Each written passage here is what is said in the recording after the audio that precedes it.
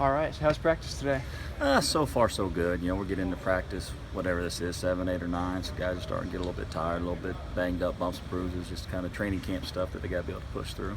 Yeah, your second week now. How have you seen the D-line develop? I think they're doing a good job. Everybody's working hard. I think depth could be good for this season. Need to increase the level of leadership. Need to be able to push through some tough times here through training camp and kind of build the character we're going to need to carry us through the season. You feel like Vince Taylor being back in the middle, you feel like he's kind of the veteran out there now? I think Vince is doing a good job of being a leader for us, being vocal. I think Mile's doing a good job, but leadership's twofold. You got to lead from in front. You also got to lead from behind, and we got to get some young guys to come on with that also. How's the rotation looking at defensive end? It's got to sort itself out. I got a lot of guys competing right now.